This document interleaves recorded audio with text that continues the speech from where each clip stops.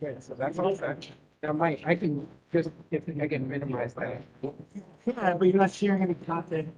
So it's just the, Yeah, close this one out. We can close that. Yep. By Close out that one. this one. Yep. We need that, right? now, We don't need that. We need that. Yes. We do that. no, if the meeting's, I mean, you might want to leave it open. Yeah. But if, now, you can go live in YouTube. Yes. Okay. So now you're sharing. And then automatically optimize. That is sharing picture. Right there. Yeah, so whenever you're ready to start sharing. So what he's saying is when we're sharing on, if you want to share what you're talking about the screen. Whatever is here is going to be up there. And then like once you start sharing, that's what will then go out. Right now, like the camera's on, but any content. So he's saying, when we want to, I can be here too, I can help, I can share that, so when we play that video, we have to do two, push play and share, does that make sense? Because I can be right here. Should I then text you the agenda? Yeah. Just screenshots, but. Yeah. All right, I think we're good. Done. Yep. Here, we're doing it. Right. John? Good afternoon. Thank you. Thank you everyone who's coming. It's so great to see you all. You can just come in and have a seat. I'm so pleased that you're here. Great to have you here joining us this afternoon, and it's a pleasure to see people in person. I've missed you a lot. And I really look forward to the day that we have together, the afternoon and the time that we are going to be here to honor someone who's been a friend and a colleague and a great inspiration to all of us. And so I'm just grateful that each of you could come. And I want to say especially thank you to people who are around the world in different time zones, in different countries and other parts of the United States and around the world. Because Bruce's legacy, his work certainly spans every time zone, every continent of the world. And so thank you so much for joining me this afternoon to recognize Bruce Zellner, founding dean of the Center for International Programs here at SUNY Paltz. And I'm so pleased that we can finally do this today. This is our third attempt to schedule a retirement party for him. And I'm just pleased that he's here and that all of you are here to celebrate together. Thank you so much. He's obviously been a friend, a mentor, an inspiration to all of us. And so this is a fabulous opportunity for us to come together to thank him for the work that he's done and to acknowledge that. And so I'm sure that all of us have stories to tell. I have stories to tell about work with Bruce, travel with Bruce, scheming with Bruce, other things that happened when Bruce was around. And some of those stories will need to wait until we get to the reception and have a glass of wine. But I'm so pleased that a few of his friends and colleagues have offered to say a few things this afternoon. To give a perspective on his 33 years at SUNY New Paltz and the career, what it means not only here on this campus, but across the SUNY system, to the field of international education and indeed around the world. The first speaker is somebody that I'm really pleased to introduce because I knew him and knew of his reputation even before I came to SUNY and joined the program at New Paltz. At my previous institution, we would receive the newsletters and updates from the University of Buffalo, UB, with highlights of a new international institute or an exchange program with a Chinese university. And I remember saying to my colleagues, how come we're not doing anything interesting here? And I realized when I did come to SUNY that the leader, the instigator at UB was a man named Dr. Stephen Dunnett, and that he was not only an instigator, but he was a very effective leader there. an inspiration in the SUNY system and throughout the field of international education. He's internationally recognized as an educator. He's also very generous with his time and gracious in supporting colleagues, including those here at SUNY New Paltz. And so it's a pleasure to introduce Dr. Stephen Dunnett, Emeritus Vice Provost for International Education and Professor of Foreign Language Education at UP. Thank you.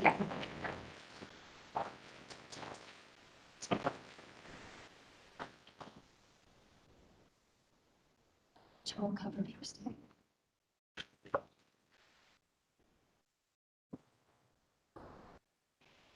I had to take my mask off because it steams up my glasses, then I can't see my text.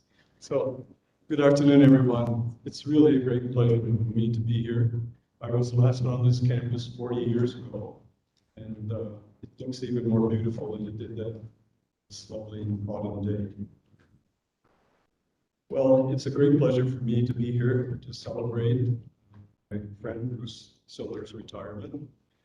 I wrote an earlier speech, but I decided that this should not be a roast.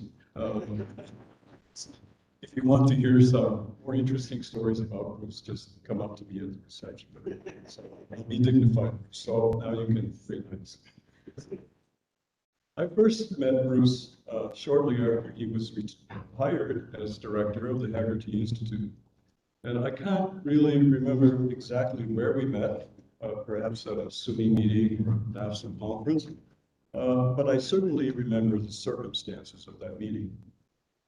Bruce approached me with that wonderful, warm smile of his and said he had been hoping to meet me, having heard so much about my work in Buffalo. Well, I'm a somewhat reserved person, and I'm not very good at approaching people I don't know. However, I liked Bruce immediately. And of course, his remarks about my work in Buffalo were flattering. And I have to admit that I have a soft spot for compliments. But Bruce is not a flatterer. He's just a genuinely warm, friendly, nice guy. And over the years, I've watched him approach other persons like he approached me in that same warm, easygoing manner. And I wished I could be more like him. Now, I'm a little older than Bruce, but not by much. Well, maybe by 10 years, but never mind. So despite our difference in age, which seems less and less, Bruce, as we grow older, we both have a lot in common. And in many ways, our careers in international education followed parallel tracks. We both came from similar education backgrounds. We both trained as English as a second language teachers. We both studied and taught overseas, Bruce in Colombia, I in France.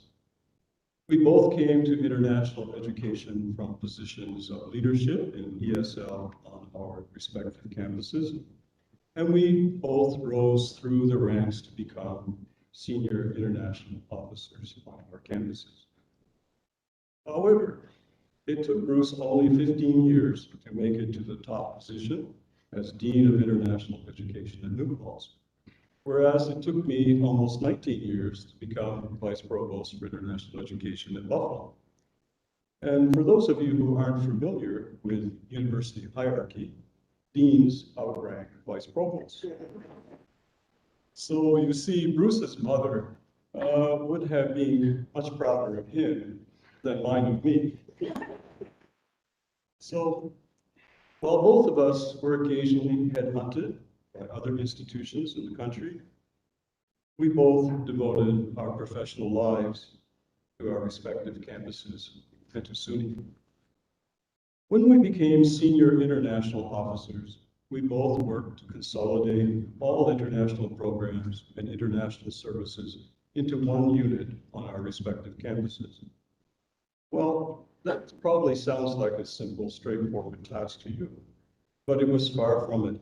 We both had to navigate diplomatically shark-infested waters to get some recalcitrant units to join us. Well, maybe there weren't sharks in Paltz's waters, and certainly not when David LaValle was provost, but there were many on my campus. Well, this centralized administrative structure is now commonplace at all major US universities and colleges. However, and throughout the SUNY system. However, it was considered very innovative in the 1980s. This centralization allowed international programs to grow and flourish on both of our campuses. Now, this is where my comparison of our careers will end, since this is Bruce's retirement, not mine. And by the way, I may not have beaten Bruce to the top, but I did beat him into retirement. As Dean of the Center for International Education at New Paltz, Bruce was an early leader in the country, comprehensive campus internationalization. Under Bruce's leadership, New Paltz developed many innovative study abroad and exchange programs in Latin America, the Caribbean, Turkey, Europe, and Asia. Now, there are other speakers after me who are going to talk about Bruce's contributions to New Paltz and also to the SUNY system. So I won't embarrass Bruce by reiterating all of that. Well, I'll be the first one, but I'll save it for the other speakers. Rather, I would like to talk to you about Bruce, my friend. I think all of you would agree with me that Bruce is a kind, gentle, and humble guy. Whenever I would compliment him about some new program or initiative at New Paltz, Bruce would always deflect my compliment and give credit to his staff and his colleagues. In the academic world, that is rare. Bruce is a generous person with a big heart, and he has never been known to refuse anyone who asked him for assistance or for a favor. I must admit that I took advantage of Bruce's kindness on occasion. Well, actually, Bruce, on many occasions. For example, when study abroad was difficulty on my home campus, I called Bruce and I asked him if he could help. Well, he was actually at that moment very engaged with some activities on his own campus, yet he willingly put it aside and drove 6 hours up to Buffalo to serve as an external consultant. And given his long and rich experience in study abroad, he soon provided very practical and workable solutions to our problems. During the past 30 years, I picked up the phone on many occasions to seek Bruce's advice and insights on problems and issues troubling me. And Bruce would always listen very carefully, and he would make very positive suggestions, even if one of those suggestions was sometimes just suck it up, done it, and stop complaining. And I would realize after I hung with him, that's what I needed to hear. I must also admit to having taken advantage of Bruce's genial nature by asking him to serve on professional association committees, which no one ever wants to do, or to present with me at a conference, or to help colleagues or friends in common. I think Bruce's wife, Barbara, would agree with me when I say Bruce has never been able to put together a consonant and the vowel needed to pronounce no. He always helped him. Many of the happiest memories I have of Bruce are of our encounters that we shared overseas. I won't talk about the drinking parties here. When we attended international conferences, workshops, and meetings representing our respective campuses or our professional associations or SUNY system, and even the United States government. It is overseas where I was able to witness firsthand Bruce's wonderful intercultural diplomatic skills. Bruce has always been a consummate diplomat and an outstanding representative of the best of American higher education. One overseas trip in particular stands out in my memory. In 1989, Bruce and I traveled to Hungary together as members of a US State Department team to help design the first Peace Corps program in Eastern Europe.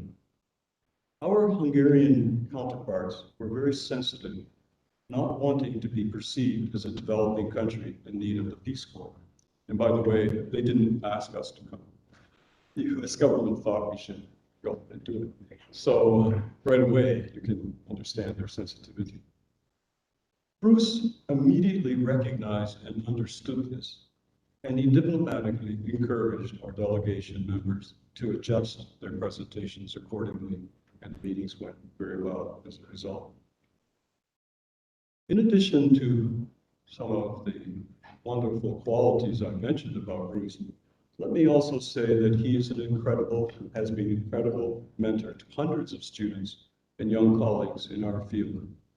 I've noticed at conferences and meetings and so on, that no matter how busy or engaged he was, he would always take time to encourage students and young people entering the field of international education.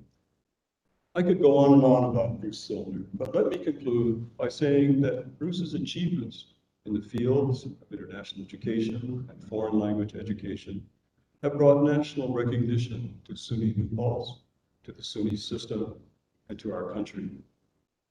As I wanted to say earlier, Bruce has been the recipient of numerous awards testifying to this well-deserved recognition.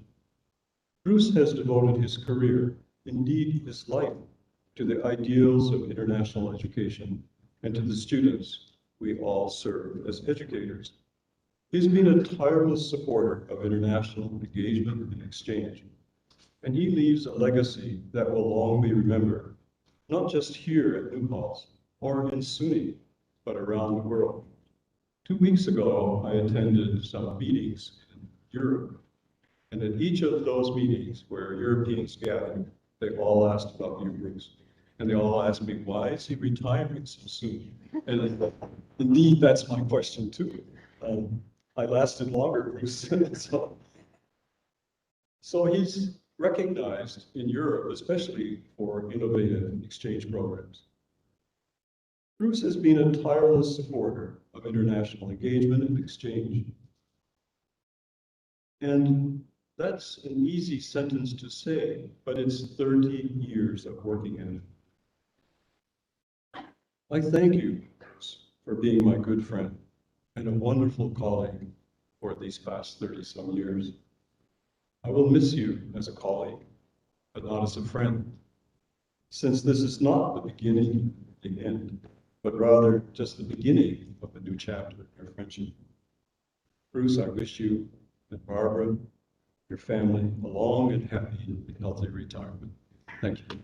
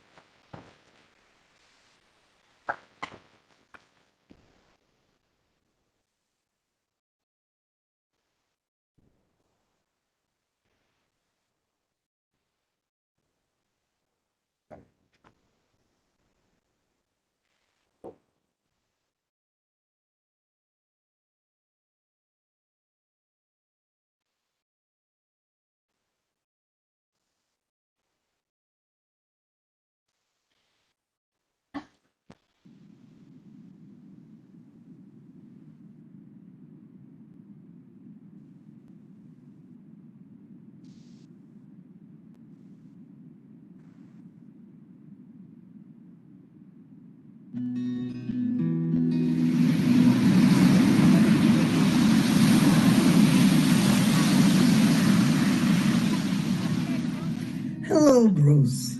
Cheers to your retirement. It's been almost 25 years now that we met for the first time, and we did so much together.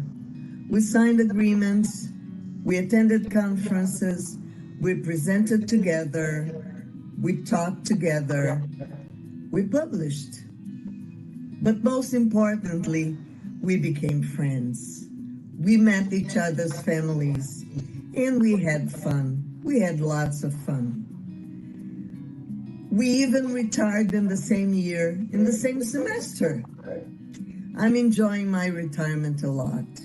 I hope you enjoy yours too. Be happy, my friend.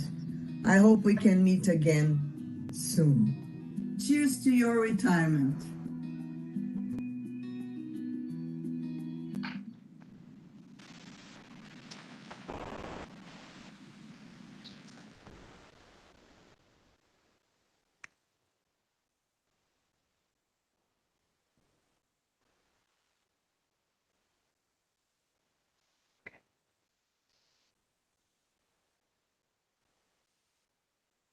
Hi, everyone, and welcome again. My name is Jenny Castro. I am an alumna of SUNY New Paltz. I'm also a former study abroad participant of Guayaquil, Ecuador. I feel like I am, affirmation. I am the International Student Advisor here at SUNY New Paltz. And I've had the pleasure of working with Bruce for a little over 20 years, but I've met him as an undergraduate student. I like to refer to myself as the guinea pig of the MUES program. It was a wonderful experience, and what I can say with certainty is that Bruce changed my life. And in those moments, we don't really notice that our life is changing, right? It's after the fact. And what I can also say with a little less certainty is that I am pretty sure that there is a napkin somewhere with WIS and business student written in the archives of study abroad, and I'm very forever grateful for that opportunity. And thank you, Bruce, for putting me on my path to international education. And so with that, it's my pleasure to introduce Kathleen Downey, Associate Professor and Chair of the Political Science and International Relations Department, who also founded and previously directed the SUNY model of European Union. Yeah.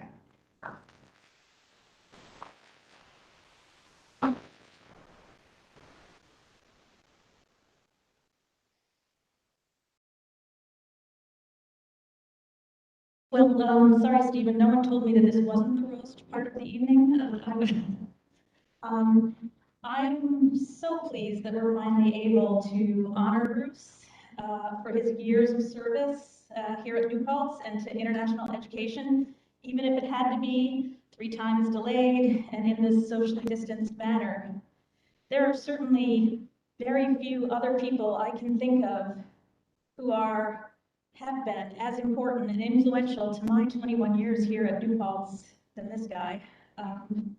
I arrived here as a newly minted PhD, broke, with expertise and research interests and a love for travel in Eastern Europe and Russia, of all places. I knew that Hungary was going to be mentioned several times in this talk, but it will. Bruce recognized early on an eager partner. He had a good eye for that. I know most of you aren't going to speak as faculty, but it is Bruce's willingness to reach out and across and out to faculty at New Paltz that I think often goes underappreciated among his long litany of talents and accolades. He recognized early on an eager partner willing to work with him to promote study abroad opportunities in the then newly open Eastern Bloc. One particularly early fond memory was the time that we met in Budapest. Bruce was there to meet with a partner school in Prague, and I was in Budapest doing research at a Soros-founded local government institute in Budapest. I wanted him to come meet me in Budapest because I had this great idea that we were going to set up a study abroad program at Central European University, which was then still in Budapest. He agreed to meet me because I think, as Stephen Dunn said so eloquently, he rarely says no. I mean, he is one of those rare administrators. Even though I could tell he had his reservations, but he met me in Budapest. He agreed to meet up. He did the legwork in setting up the meeting with all the people, all the rectors, even the ones that were just looking for a bribe, as it turns out.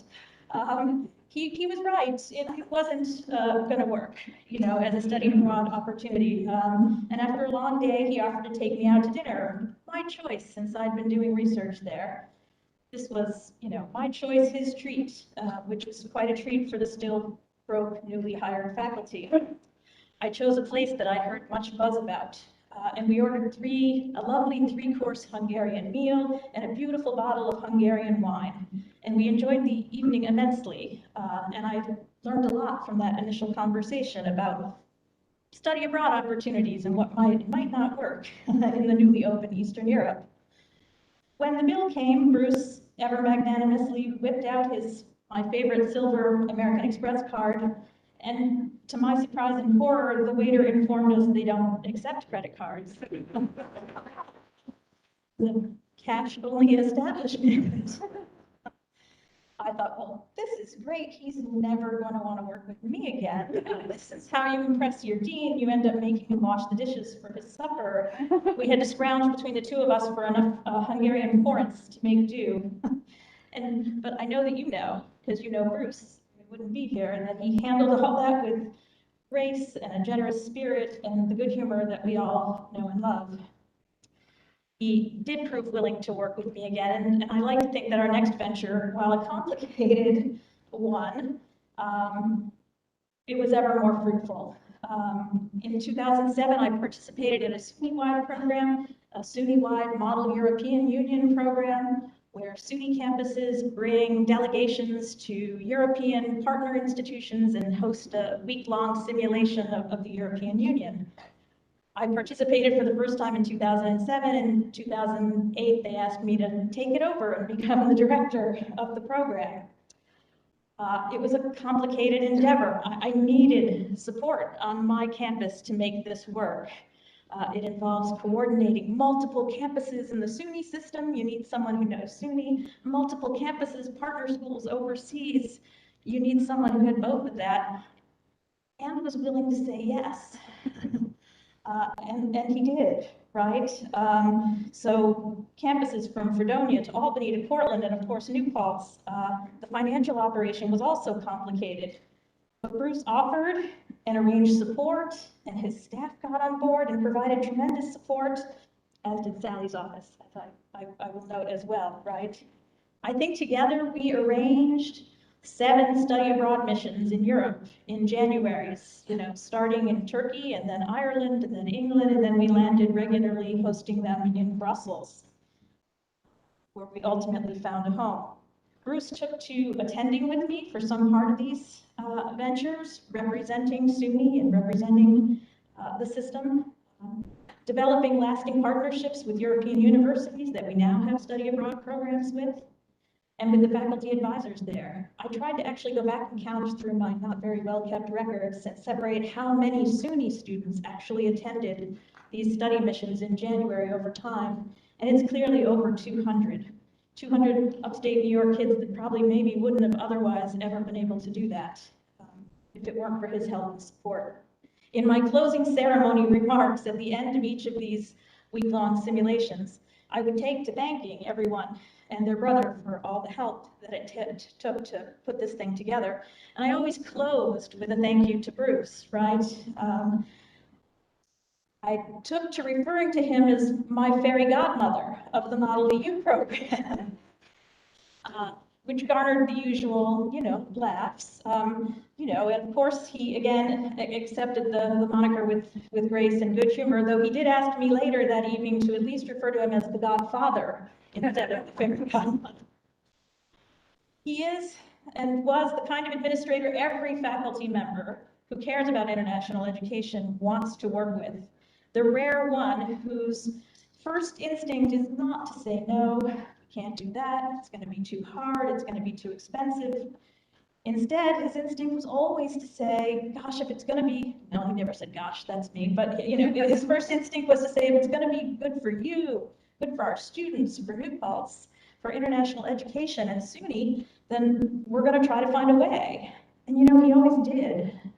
Even when we encountered trouble, even when we encountered crises, which we did from time to time.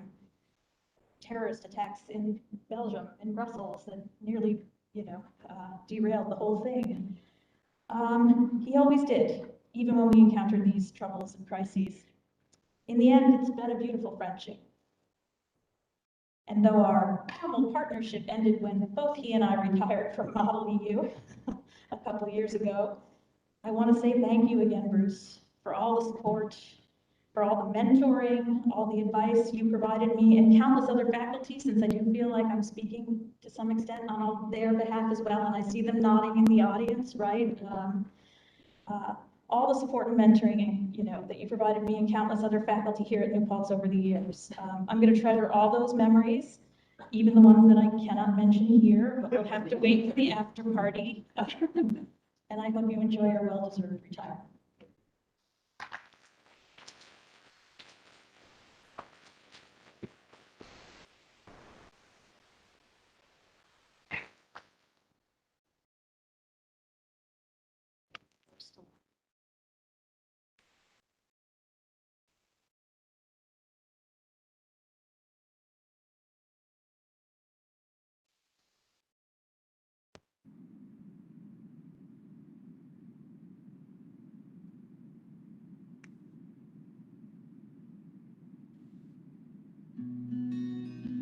感谢 Bruce 您对咱们两校国际化办学的付出，感谢您对学生国际化学习搭建的平台。您退休后，欢迎您再次来到中国，来到重庆。Bruce 你好，与你的交往点点滴滴铭记心间，祝你退休快乐。Congratulations on your retirement. I really appreciate your great contributions. Welcome to Chongqing again, our forever friend. Hi, Bruce. This is Carl. Personally, I would like to wish you happy every day and enjoy your post-retirement life. Hello, Bruce. It's Yuki, it's Dora, it's Nikki. Best wishes for the future. Thank you for everything you have done for our program. It's much appreciated and we shall miss working with you. Happy retirement!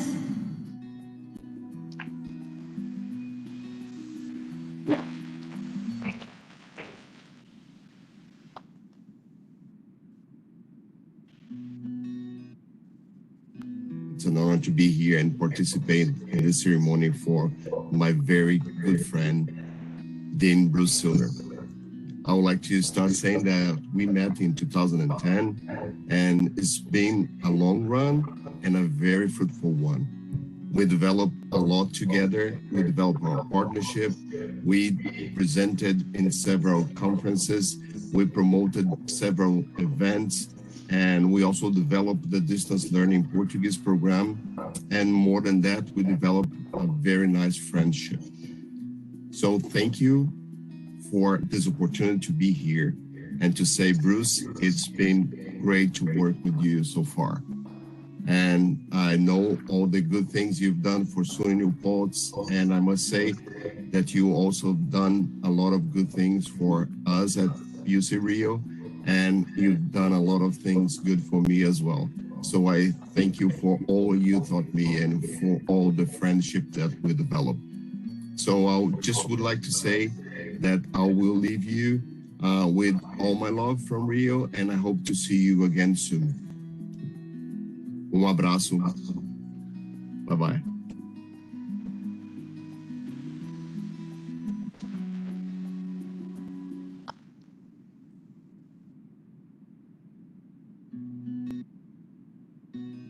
I cannot imagine a NASA without you and without your generous smile. I've always considered you my mentor, and I still remember begging you to get online with me, to have your thoughts on my plans, on my projects, my ideas. You've always been so supportive. Thank you so much. And I'm really happy and grateful that I had the chance to meet you. I wish you all the best with what comes next. Thank you and good luck.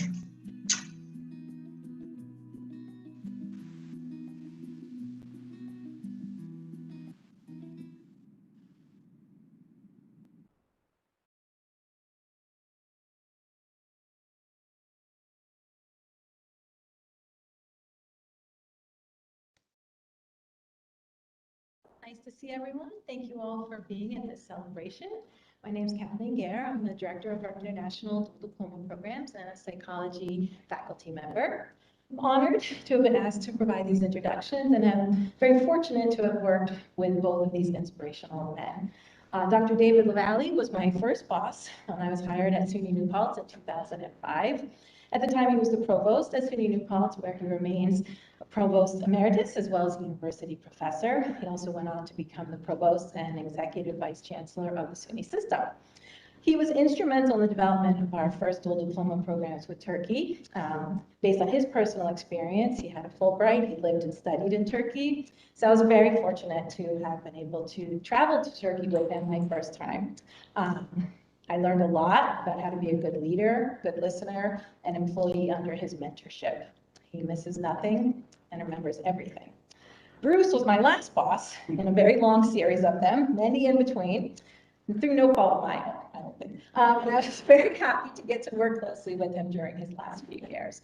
I got to travel to China with Bruce on one of my last international trips abroad, and I also, as Stephen said, got to witness his wonderful diplomatic skills in action. If only I could emulate some of that, I would be much more skilled in my job. Regardless of the time changes, cultural differences, language barriers, Bruce was able to cultivate partnerships and friendships with people all over the world. And I saw it, and I commend him for that work. And I think that this celebration, these videos, all these people in attendance speaks to many of these long-lasting friendships that he's developed through this work as well. So without further ado, I would like to welcome Dr. David LaValle to this podium, and he's going to speak to many more of Bruce's skills and strength in this field. Thank you for your contributions, Bruce.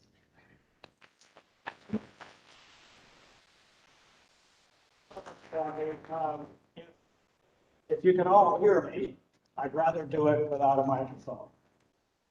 What? Can you hear me? You cannot hear me? No? Oh, okay, good, good. I'm a little used to this because it's the size of the chemistry class I taught when I first started teaching. It's like, 250 or less.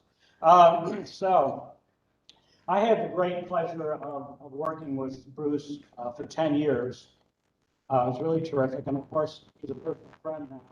So I see him from time to time, all the time, and hear about his family and hear about what's going on at school.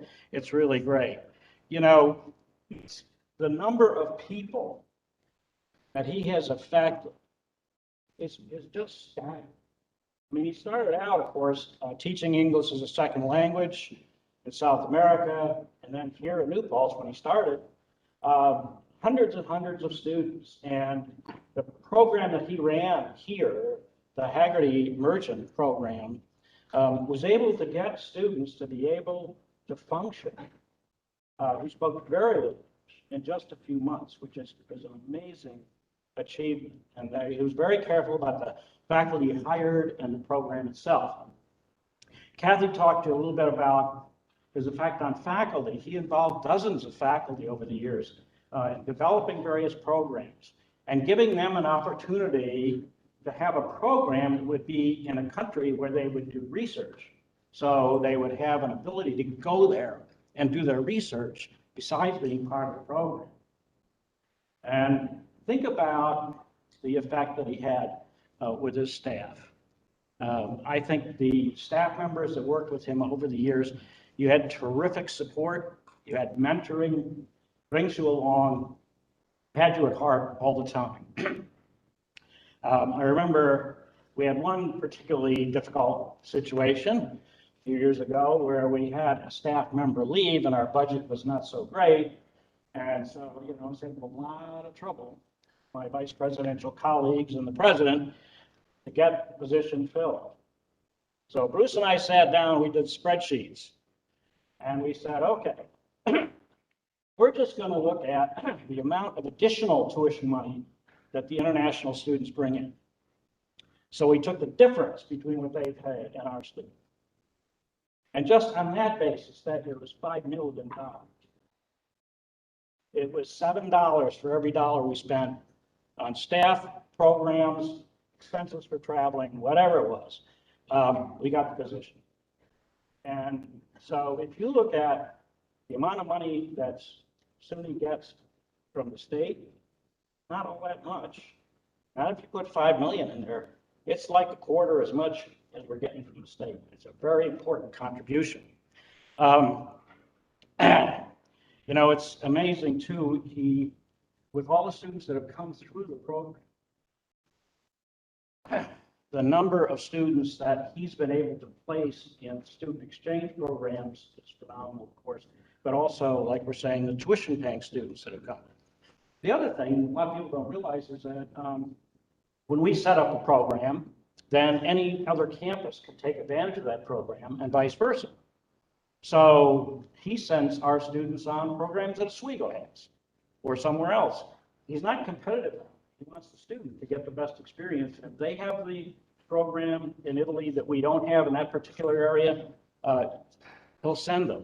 And the other piece of it is he gets along so well with people like Steve Dennett and the other people, Catherine Krebs and others who are the directors on their campuses, that they send our students to us to do the same thing with our program. I mean, it's a really great synergy.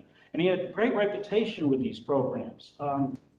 I did have a chance to go with him to Cairo. We were setting up a program with the American University of Cairo. Now we get a little delayed, about 22 hours, rainstorm. I did total my wife's car on the way to the airport. I did get a parasite that lasted for 14 weeks, but all in all, we got it set up. So here with USAID, U.S. Agency for International Development, was funding a program where 40 districts in Egypt could send a female student to the American University of Cairo, and it got paid by us. But 1 year of that 4-year program, they had to spend abroad. And they had a choice of anywhere. Harvard, Yale, Princeton. Where did the largest number go? Right here. So, I mean, that's the kind of reputation that he has. When I went to a couple of the association meetings for the National Association, APSA, and it was pretty incredible. Yeah, I mean, you couldn't get to Bruce. Oh, Mac, so we're going to go out to dinner. I said, 100 people. And, I'll get to talk to you then, but then I did have, well, I just want to talk a little bit about his efficiency, his management. He did not waste our money. I remember asking him if he could do something for me. He said, well, not this week. He said, I can do it for you next Tuesday. I said, okay, well, where are you going to be? He said, well, I'm going down to Sao Paulo, Brazil, to Católica, because we've got a new major we might want to put into that program. And he said, as long as I'm there, I'm going to go down to Buenos Aires because I think I can start in the program. That's going to be the next day. That's the same distance as New York to Denver. It's like, okay, that's that pay. And I said, then what? Well, he said, well, then I'm going to Vietnam because it's on the way to Seoul, Korea. Vietnam's 11,000 miles. Right? And he's there for a day, and he goes to Seoul, Korea, which is about the distance from New York to Denver. And then he comes back, and then I see him on Tuesday. We did it. This was really incredible. I went with him on a trip. Usually, because of his efficiency, I did not get to go. As he said, it was much more efficient for me to sign my name. He would take the papers, the other person sign that name, and he'd bring it back. I said, okay. But there were a couple of times when the campus really wanted either me or the president to be there to sign the contract and all that kind of stuff. So we went to Madrid. And, you get in the morning, and he had the meeting in the afternoon at one of the universities.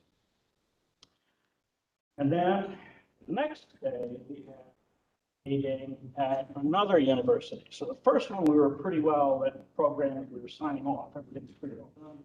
The next one, the next morning, is a new one. We don't know where we're going to go, where it's going to go. So I'm saying to myself, look, I'm in Madrid now, 2 days. I said, I want to see the Prado. I want to see some art. I'm all the way over here, right? So I say to Bruce, well, after lunch, I want to go to the Prado? Oh, no. He says, I have a meeting with the American Cultural Attaché in Madrid. And so we're going to be at the embassy. And then even in the evening, he had something set up with one of his partners. But at least that was good because he knew Spanish brandy. So I did have a very nice, I had a cigar of Spanish brandy. But he's very, very efficient on all this kind of stuff. Our reputation around the world in educational circles is immensely higher than our size. We're punching above our weight.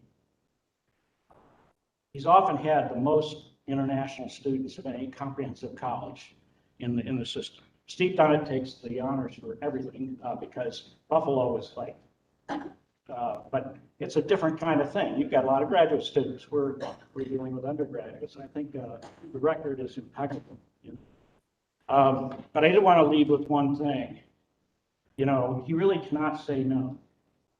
So his family will attest, especially with him, his family will attest that he is absolutely the best Santa Claus ever. And I don't think he'll say no.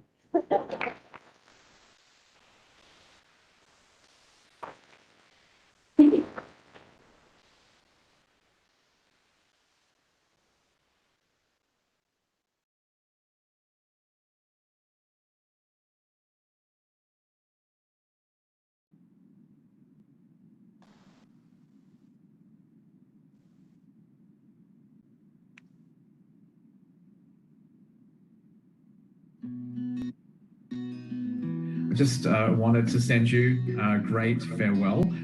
Unfortunately, the laws of COVID have meant that we can't join you for your final celebration.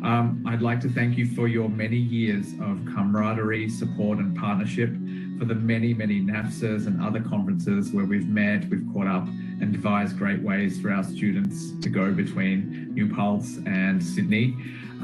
Looking back at our stats, we've had over 150 students participate in our program, and that's in no small part to you, your leadership, and the support of the great team at New Paltz.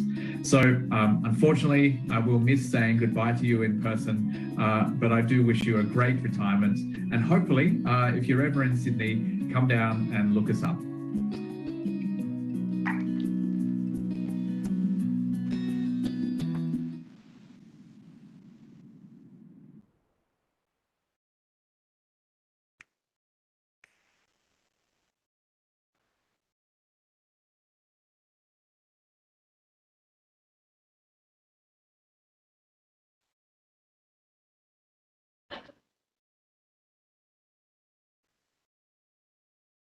Very much. So this is the portion of the evening where we read the telegrams that have arrived from all around the world. But instead of telegrams, of course, we have videos from your friends who couldn't be here. We have a very full inbox of letters and words of congratulations.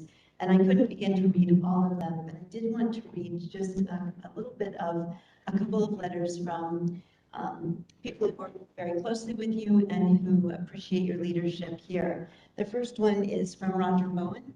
President Bowen was here between 1996 and 2001, and he was a great supporter of international education and a great collaborator. I won't read all of his letter where he talks about travels to Russia and Ecuador and Uzbekistan and Greece and Tashkent and being very sick, but I think that's what happens when you go to Tashkent. But he writes, Bruce and I had agreed early in my tenure to at least double the number of nations with good colleges that New Paltz students are eligible to attend. I believe we did even better than that, perhaps even tripling the number. Money or absence of money was always an obstacle. Hence, I urged a group of college presidents who convened in DC under the auspices of ACE to consider creating a kind of mini Fulbright that the State Department would administer for the purpose of giving all students from low-income families a $5,000 scholarship. He goes on to describe the steps that they pursued to establish the Gilman Scholarship. The Gilman Scholarship is now celebrating 20 years of collaboration and opportunities for students from non-traditional backgrounds, students who are first generation, their family to go to college, to go abroad. And at New Paltz, Bruce was recognized for the work that he did collaboratively with our friends in the EOP program and in financial aid to assure that students would have an opportunity to go abroad, even if they weren't coming from a family with means. He worked very closely as well with the foundation, establishing scholarships and working with many of the very generous donors who make scholarships possible, including the scholarship named for Roger Bowen. The second letter is from Alice Chandler, who wrote, Dear Bruce, congratulations on an extraordinary 33 years of consistently outstanding service to the college. You have long been the nationally recognized public face of international education at New Paltz and a major force within the college, both for expanding its study abroad programs and for attracting students from nations everywhere. At a time when globalization has increasingly come under attack, you have continued to be a significant advocate for the importance of students from all over the world coming to know each other as individuals and for their appreciation of cultures different from their own. You have done all this with good cheer, and I am sure with students all over the world who will still appreciate your kindness to them. With thanks for all the help and support you gave me personally during my own years at New Paltz, and every good wish for a happy and productive retirement to come. All my best, Alice. So I will give the rest of you a chance to speak. I'd like to introduce a great supporter from the SUNY system, the State University of New York system. But before I do, I just wanted to mention something about references about agreements. There are lots of agreements have been signed, as Roger Bowen mentioned. We've increased the number of agreements that took place, that we signed over the years, and the collaborations that have been really fruitful for students. But the references that you might have noticed have been something about cocktail napkins and bars. And it's true that a lot of work was done in bars with brandy and cigars, and a lot of work was done at conferences and in restaurants as well. And I just want to clarify for the benefit of everyone, but especially Associate Vice Chancellor for Global Affairs at the State University of New York, that even though the genesis of these agreements were cocktail napkins, all university agreements and memorandums of understanding have been duly executed according to state law, printed in triplicate and signed by an officer of the university.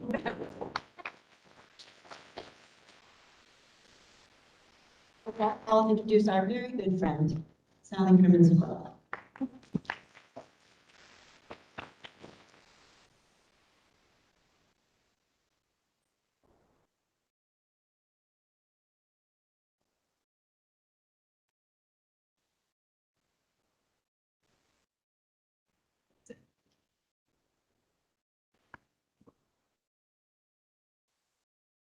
Thank you, Beth. I am pretty sure I might have been asked to advance my signature on a few of those cocktail napkins. Those are the ones that show up in our files and all of them. Can I say, Beth, you and your staff at the Center for International Programs are doing such a fabulous job. Like this crew, like speaker and this setup, I'm so impressed. It's really lovely. So thank you for that. What can I say that hasn't been said about my dear friend, Bruce? It's such an honor to be here with all of you today. I can take this off. Oh yes, this is my I will mention some of the same things that have been mentioned because here I am batting cleanup, you know, and that's what happens. Although President Christian told me that really it was gotta say, it was gotta bat cleanup because he speaks at our next event. But I think my take on things might be a little bit different because my vantage point is a little bit different. And I've been thinking so much about your innumerable contributions to SUNY and to the field of international education here in the US and around the world. One thing that I've been giving a lot of thought to, anyone in Beth's team or in my team are here today, we speak a lot these days about global learning for all. Really, this is a big focus in the area of international education where We're all, I think, in all areas of the university looking to see how can we do better to be more inclusive and more equitable. And international education is no exception to that. So it's really been a bit of a paradigm shift in a lot of places. But I would say at New Paltz, you're ready. You're there. Because I really think that this tenet of public higher education, providing access to everyone, this is something that Bruce has been all about from the very beginning. And you've been hearing about that from some of our other speakers. Bruce's life has really been devoted to making the transformational educational experience that is global learning a reality for everyone. And I think one of the words that comes to mind when I think about him is equity. So making study abroad affordable and accessible. Beth talked about the EOP program, the alignment of the EOP program. Am I getting a lot of feedback? A little further away, okay. And the way that that work played out really attracted a lot of attention nationally in the United States, where if we had evidence now from the work done here at New Paltz that the study abroad was not interfering with progress to degree. In fact, it was enhancing progress to degree. It was increasing persistence of students.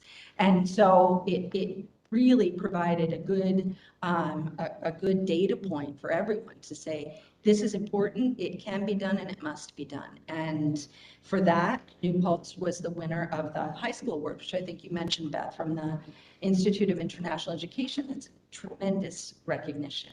As David LaValle said, New Paltz once again punching above its weight class here.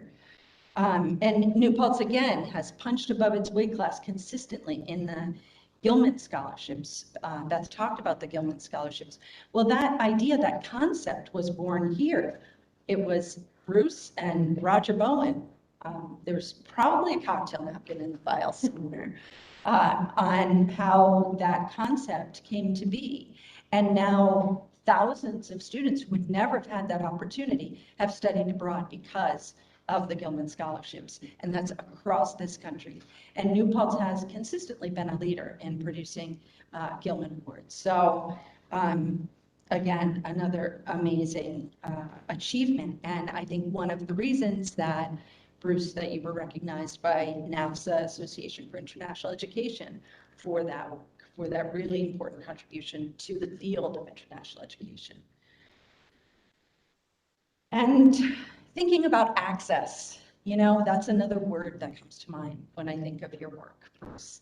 Long before there was a global pandemic that interfered with education abroad in a very significant way, Bruce already understood that not all global learning requires a passport.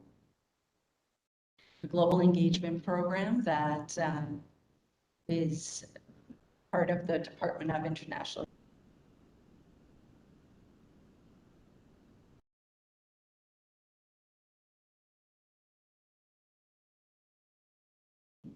looking at faculty and seeing what is their interest and how can we support those interests. The Global Engagement Program is a wonderful example of how, with Professor Osnar's tremendous work there with all the multilateral organizations in New York City, bring the richness that is right here within the state of New York, not only to New Paltz students, but to students from throughout SUNY. So that's another innovative and important contribution to access. You've heard from our colleagues from the Catholic University of Rio. That's a really fabulous program. And as a teacher of Portuguese, that's one that's close to my heart. And the idea of using this partnership to provide language using distance learning modalities, that has provided, I've had the opportunity to visit those classes, and the way that that makes the language come to life for students, it provides inspiration and motivation. It has resulted in students studying abroad at the Catholic University of Rio. So these are really meaningful and exciting opportunities that have come about because of your innovations, Bruce, and you're thinking about equity and access. We've heard about the dual diploma programs, the ones in Turkey and Spain. There are all these ebbs and flows of all these kinds of programs, and the usual exchange programs. And these things all make this environment here, this campus, so vibrant and so rich in cultural diversity. And that's really, I'm always impressed by that here at SUNY New Paltz. Now, there's another significant accomplishment that I want to share with all of you that you may have heard some of this, but you may not have heard the full story. So I really want to share with you. My colleagues at SUNY Global and I have had the privilege of working with Bruce on a system-to-system partnership with Cuban higher education. And we were the first university to sign an agreement with the Cuban Ministry of Higher Education. And that was thanks to many years of work that Bruce had been doing in Cuba. So Bruce provided the introduction to the Ministry of Higher Education. And those years and that network he had built up in Cuba provided us with a level of legitimacy that we couldn't have had Bruce not been there and been at that table and been with us every step of the way through what were sometimes, I keep hearing the diplomacy coming up. Imagine the diplomacy required in the tricky, navigating the tricky waters of the US-Cuba relationship. But, you know, we had Bruce there and we did that. And where did the Cuban government come to visit? The Cuban government representatives from the Ministry of Education. Where did they come when they came to the United States? They came to SUNY. They came to New Paltz. And again, punching above your weight class here. So Bruce conceptualized that idea for that system-to-system partnership. And as I said, we were the first ones to sign a memorandum of understanding. It wasn't even on a napkin. It was actually on a piece of paper that came off the printer. But we were the first to sign that with the Cuban Ministry of Higher Ed. Harvard had to follow in our footsteps. They copied us. We're not the only ones, but we still get the pleasure of being first. And now I'm going to share just a personal story, if you'll indulge me for a minute. I think it illustrates how this work can play out in the life of a single student. And Bruce is smiling because he knows what I'm going to say. So my husband and I have 3 children, and that's here today, and they have all attended excellent SUNY schools. And one of them had the great good fortune of attending and graduating from this fine institution. And thanks to the exceptional work of Dean Silver and his team, our son had close friends and roommates from Turkey, Spain, and Argentina. And now I'm going to open a parenthesis just to tell you that I think that my husband is still recovering from the shock of our son deciding, my Brazilian husband, by the way, did I say that? Deciding to study abroad in Argentina. Wait for it. While the World Cup was being played in Brazil. All right, so you might still owe him a drink on that.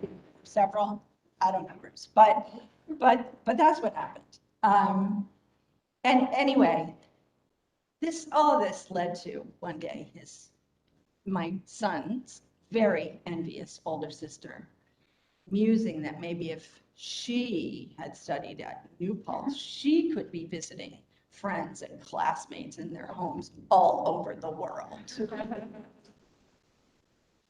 So our son was one of a multitude of students who walked away from this place with so much more than they could have ever dreamed of. And that's thanks to our friend and colleague and mentor, Bruce. So thank you, Bruce, for all you do. And have fun.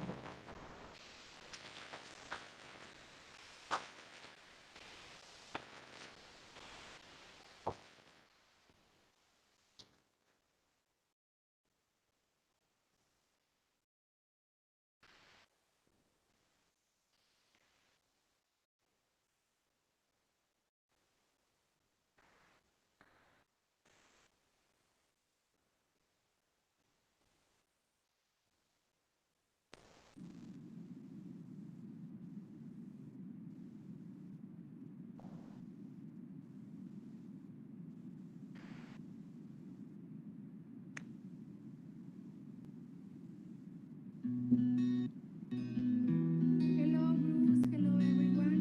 I'm very happy and very honored to be part of this video, although I wish I could be there in this important date. It's a bit difficult to, in a way, say goodbye, Bruce. However, it's just in a way because friendships can last forever, and you are a very, very good friend that we always want to be in touch with.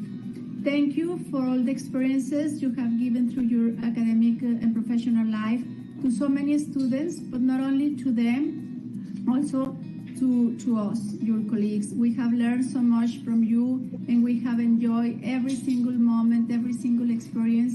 The trips we have had together have been very, very fantastic, and it's always a pleasure to be in touch with you. I wish you the best for this new step of your life. Enjoy it, rest, and travel, but now for pleasure. Thank you for everything, and hope to really celebrate together later in person. Muchos saludos, un gran abrazo desde México con mucho cariño. Adiós.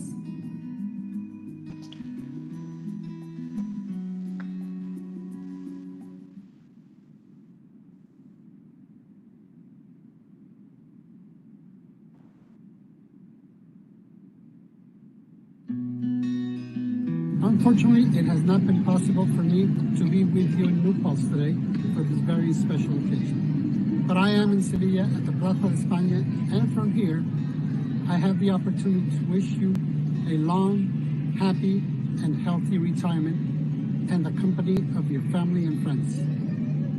The excellent work that the Center for International Programs at New Paltz has accomplished under your leadership has given many students the possibility to study abroad in different countries around the globe.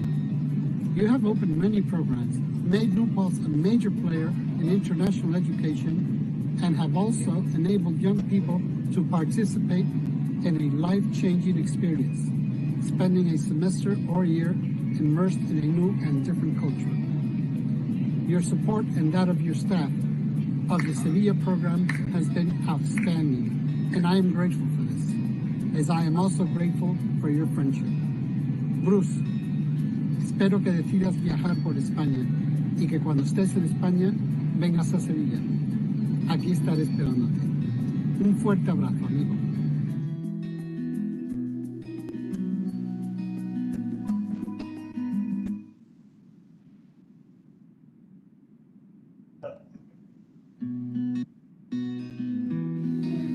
Hola, Grandpa. I just want to congratulate you on your retirement. Yay.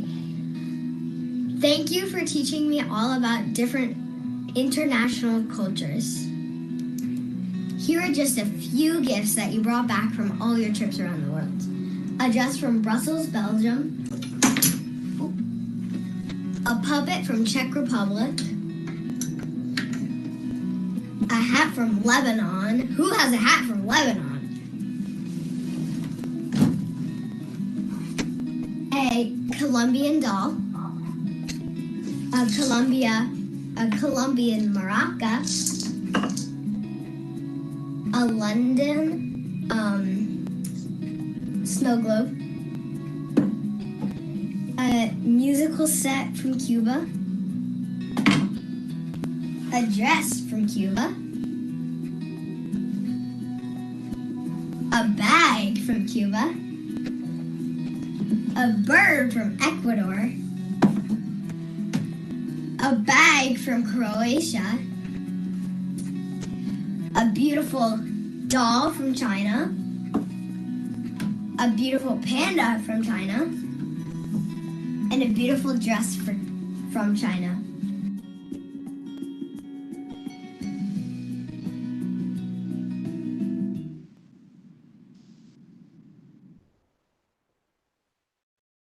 Would you join me, Bruce?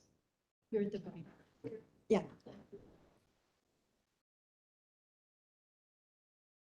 So when I first came to New Paltz several years ago, the Center for International Programs had just embarked on a new promotional campaign, a new logo, a new chance for, a nice visual to promote study abroad. And here's the folder from more than 20 years ago, your passport to learning with, of course, the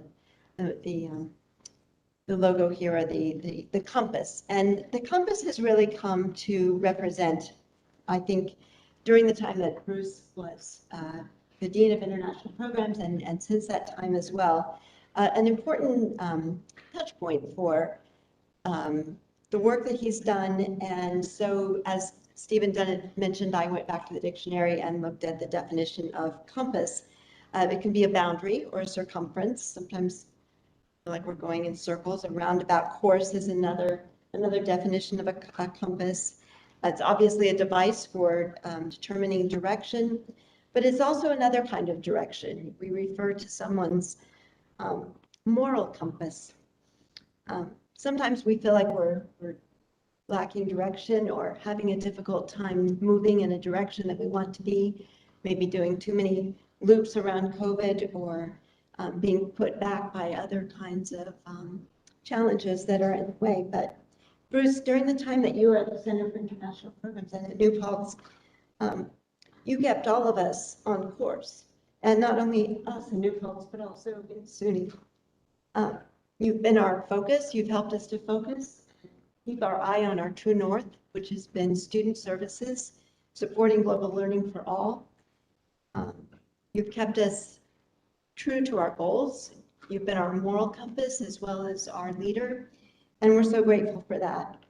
We miss you already, but we're really excited that you are enjoying your retirement with Barbara and your family, and you even got to travel a little bit, and for that reason, we luggage what everyone needs, and if you sit here.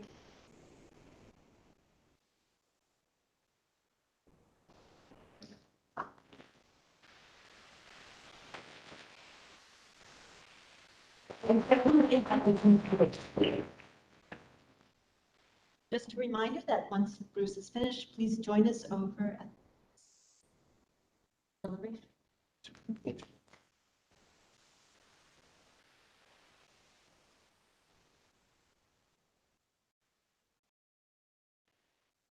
Wow. Friends, family, colleagues, and citizens of the globe, I'm truly humbled by today's celebration and thank all of you for your kindness. It's been a hell of a ride, or perhaps I should say a flight.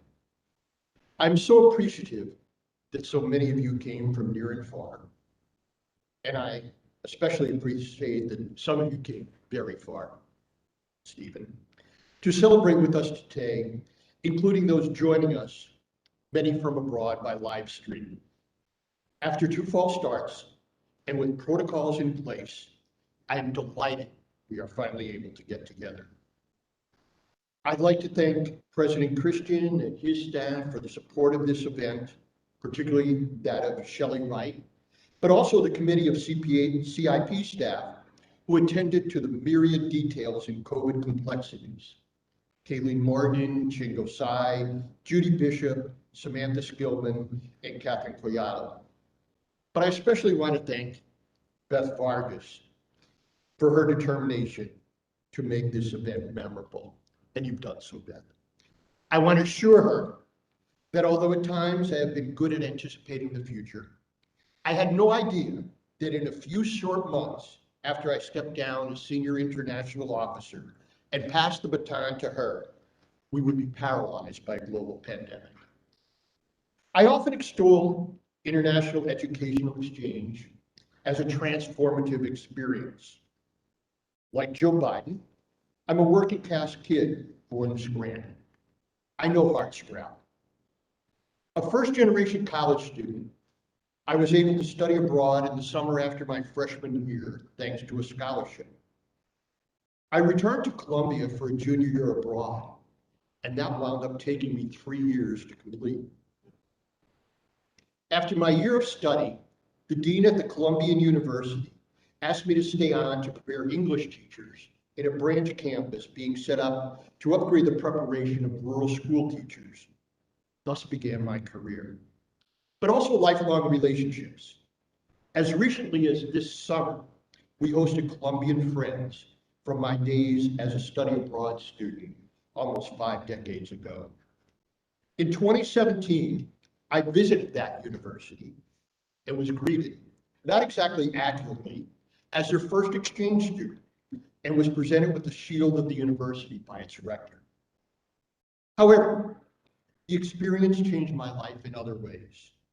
Upon returning to college in the States, I met a classmate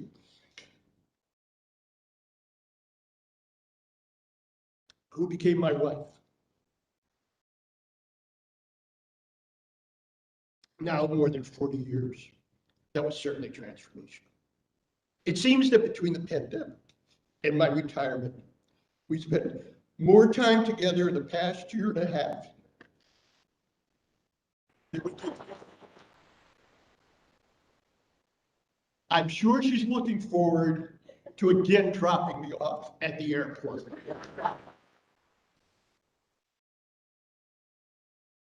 Thanks, Barbara, for all you sacrificed during my not infrequent absences. Our kids, Marissa and Stephen, are both New Paltz Study Abroad alumni.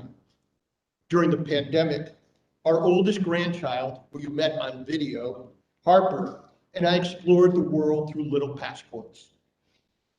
Harper, soon you will get a real passport, and together we'll travel to other countries. Stand up, Harper.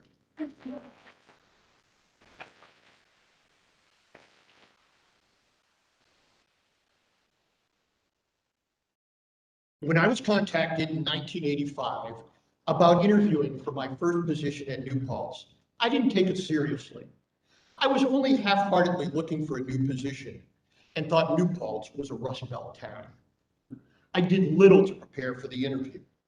I drove up the thruway at some point in October and was overwhelmed by the natural beauty. I changed into my suit in the bathroom of the gas station that is now Fleet Auto Repair and found that I had broken out in hives. Somehow I got through the interview and was offered the position. 35 years later, here I am. I was fortunate to come to an institution with an historic commitment to international educational exchange. We heard a little bit from President Alice Chandler, who was president when I arrived. Alice is a scholar of international student mobility. In 1989, Alice was a plenary luncheon speaker at the NAPSA conference in Minneapolis, and she presented her research. After her talk, she was presented with the Hula Hand Award for Distinguished Service to International Education. That was the first time, and those of you who knew Alice will understand, that I ever observed her at a loss for words. 20 years later, I received the same award. The University of Minnesota and SUNY New Paltz are the only institutions to have multiple recipients. I'm deeply thankful to Roger Bowen for making international education one of the highest priorities during his presidency.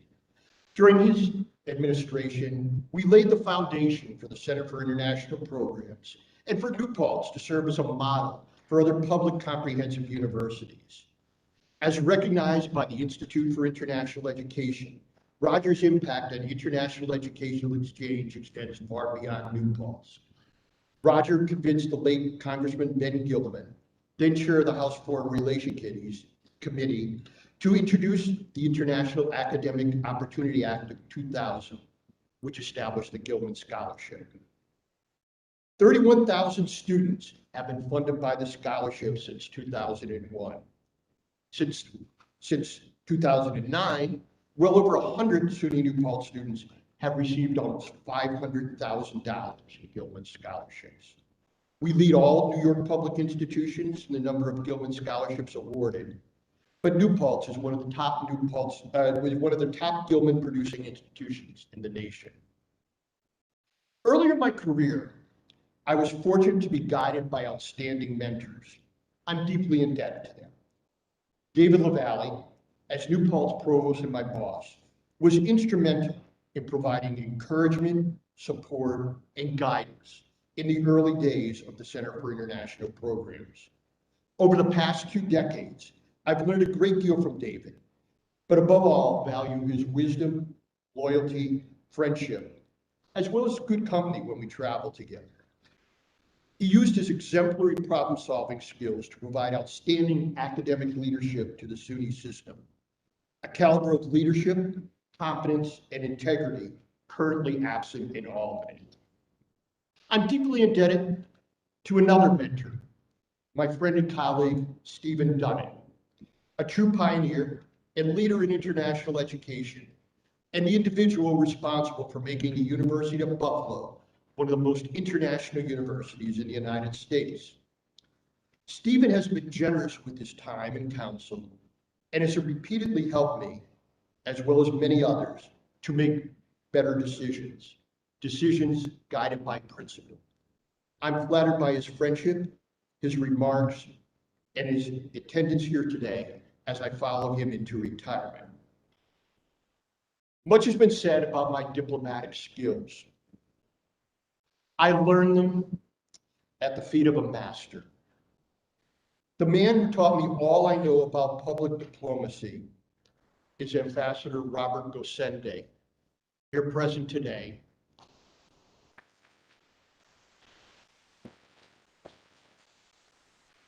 And a former leader of globalization efforts at SUNY System. I learned a tremendous amount from Bob about the role that education plays in international relations. Conversations with Bob were always lively and enlightening, and I cherish the time we spent together. In the area of global education, particularly education abroad, SUNY works effectively as a system. Throughout my time in SUNY, I've had the pleasure of working collaboratively with generations of colleagues from campuses throughout the system. This often involved extensive meetings with fellow DIEs and SIOs, where we plotted together on how to best serve our students. I applaud the professionalism of these colleagues and thank those who are here with us today. I'm particularly appreciative seeing my longtime friend Catherine Krebs of Binghamton, and recall with fondness our many long phone calls and pre-conference dinners to discuss issues facing us both. Thanks, Catherine. Over my long tenure, I have seen what is now the System Administration Office of Global Affairs go through many transitions. The SUNY system and our campuses are fortunate that OGA has a leader such as my close friend, Sally Crimmins-Villela. Thanks, Sally, for your kind words today. Sally and I have traveled many miles together, and as she mentioned, collaborated on many initiatives. Also, as she said, one that has been particularly dear to both of us has been rebuilding academic relationships with Cuba. Shortly before the pandemic began, Sally spearheaded a system-wide initiative to re-envision global education in SUNY. Before too long, Sally got the process back on track, and the working group produced a framework for global learning for all. I look forward to the implementation of this plan post-pandemic, and am eager, even in retirement, to be of support. I would also like to acknowledge Sally's OGA colleagues in attendance. Jim Pasquill and I, each in a variety of roles, have worked together for over 30 years. Then there's me, Armando, Bob Balkin. We'll say more about that later. Anyway, but for me, one of the most gratifying aspects of my work has been working with like-minded individuals from partner universities abroad, some of whom you met today, to develop exciting international academic opportunities that will benefit students from both cultures and simultaneously benefit both institutions. It amazes me that throughout the world, there are so many committed international educators working to do the right thing. On many occasions, I've had the pleasure to begin working with someone as a colleague and then developing a close personal friendship, one that extends far beyond the workplace, and that will continue into retirement. You heard from Rosa Marina from Brazil. In the late 1990s, New Paltz was awarded a Department of Education grant to, among other things, expand our Latin American Studies program to include Brazil. My job was to find a partner university there. It took 2 weeks, but the last university I visited was Pookie Real. There I met Dr. Rosa Meyer, and that was the beginning of a beautiful friendship. Together with our CIP staff, faculty colleagues have been central to our campus internationalization efforts. Whether they are leading faculty-led study abroad programs, teaching in our dual diploma programs, conducting research with international partners, or internationalizing the curriculum. New Paltz should be especially proud of our global engagement program, a type of academic experience usually only available to students at elite private colleges. I've had the good fortune of working with exemplary faculty colleagues like Kathleen Dolly, and I see so many others in the room. And I'm not going to single anyone out because I don't want to miss anyone, but I thank you for all the work you've done. But I will mention someone quite special and quite particular. I've had a long career here at New Paltz, 35 years. But when I began, one of my first meetings was with perhaps the great-grandfather, pardon me, Lou, of international education at New Paltz, Lou Saraceno. Lou started our first education abroad program in 1969. Thank you for the time.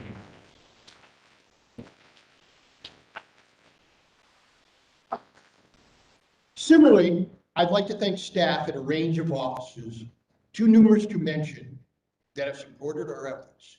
But I will single out our colleagues in the Educational Opportunity Program, with whom we forged a partnership that has been recognized by the Institute for International Education as a national best practice model in diversifying study abroad participation.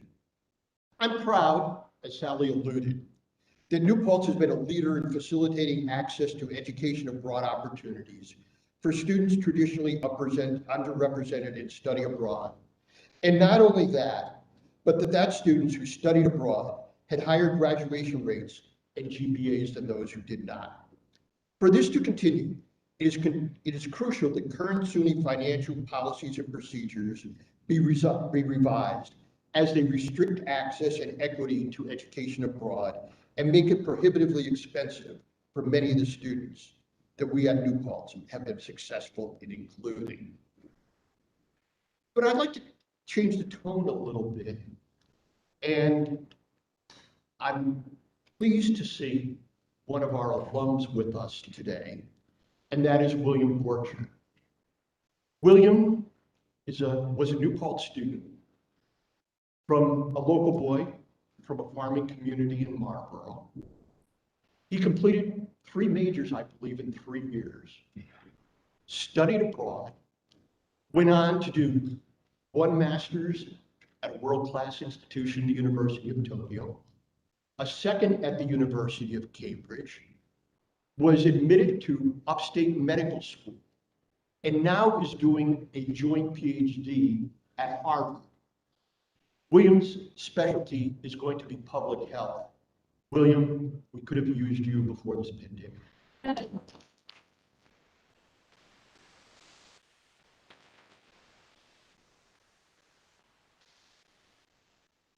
I've had the pleasure of working with really excellent professionals here at New Paltz. People that mentored me, like Connie Perdreau, and people that I've mentored, like Christian Wilwall, now the Dean of Global Studies at Providence College. Among the achievements of which I am most proud is the professionalization of the international office at New Paltz. New Paltz has been a model for other public comprehensive universities, not just in SUNY, but throughout the states. However, the credit for that goes not to me, but to the outstanding staff, past and present, who serve our students. The CIP staff is composed of consummate international education professionals. I'm in awe of their dedication and expertise and thank them for all they did during the time we worked together. To avoid embarrassing myself by omitting someone, I'd like to ask all current and former CIP staff to stand and be recognized.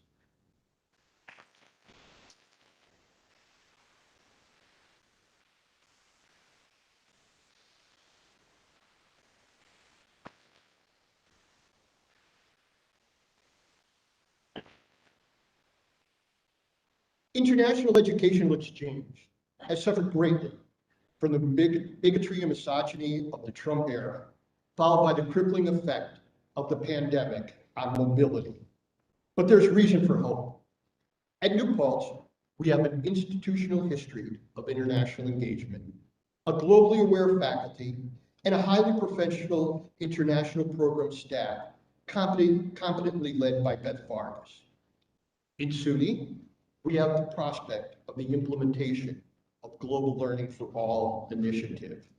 In the United States, we have the first ever discussion of a national international education policy. All of this is very promising. Nonetheless, I continue to believe that the key to cooperation among countries and cultures begins at the individual level, with people-to-people diplomacy, with students and faculty exchanging knowledge and ideas with peers.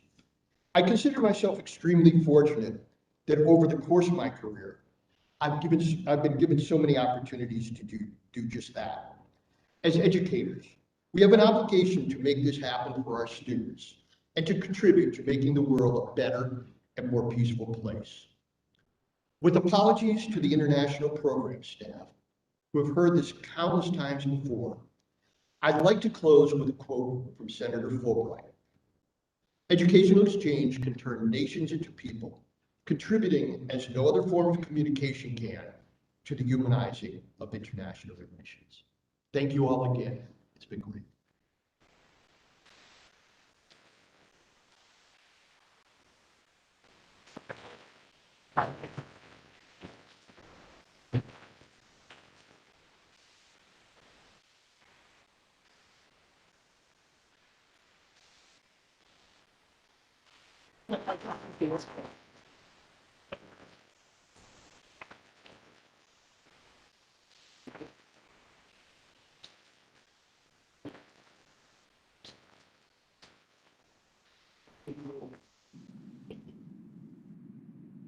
Barbara, for you. Thank you. I can't wait to take a trip with you to somewhere around the world. We love you very much. Congratulations.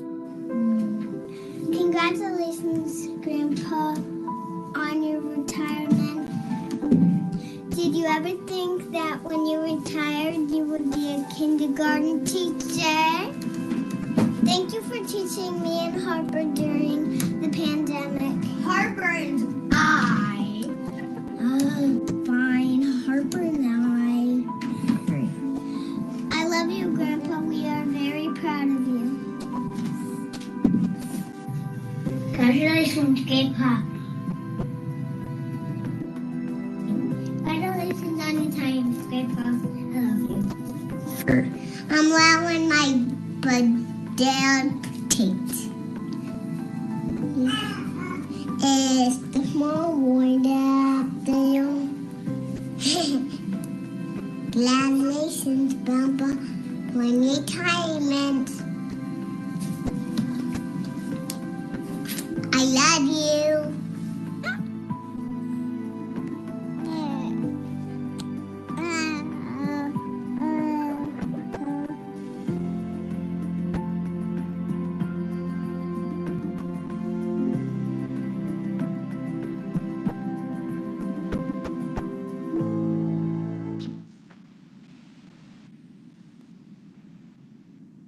So the party is just starting over at the terrace.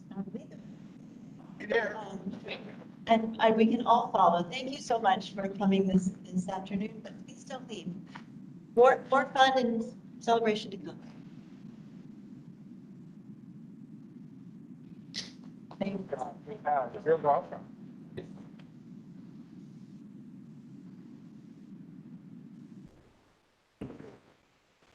you.